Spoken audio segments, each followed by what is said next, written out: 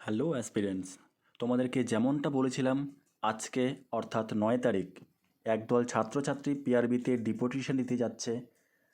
তো আমার কথা 100% মিলে গেল।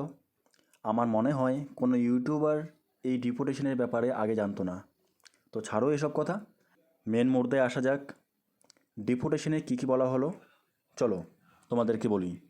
প্রথমত লেখা হয়েছে ডাব্লিউপি কনস্টেবলের রেজাল্ট নিয়ে, সেকেন্ড বলা হয়েছে কেপি রেজাল্ট নিয়ে, তারপর WP new vacancy, upcoming new vacancy কবে বেরোতে পারে।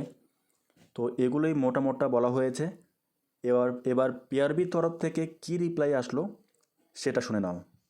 প্রথমেই বলেছে নিউ ভ্যাকেন্সি অনেক এসেছে, কিন্তু এই রিক্রুটমেন্টটা ক্লিয়ার না হওয়া অবধি নতুন বিজ্ঞপ্তি ছাড়তে পারছে না। আর রেজাল্ট পাবলিশের ব্যাপারে বলল, যতক্ষণ পিইটি পিএমটি কেসটা ফাইনাল জাজমেন্ট না হচ্ছে তার আগে মেরিট লিস্ট বের করা পসিবল হচ্ছে না। তারপর বলল, আশা করি খুব তাড়াতাড়ি কেসগুলো সলভ হয়ে যাবে, আর সলভ হয়ে গেলেই খুব দ্রুত গতির সাথে নেক্সট প্রসেসগুলো কমপ্লিট করা হবে। তো শুনে নিলে যে পিআরবির তরফ থেকে কি বলা হয়েছে।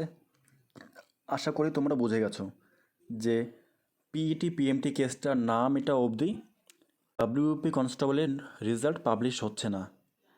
ঠিক আছে, তো টাটা বন্ধুরা, জয় হিন্দ।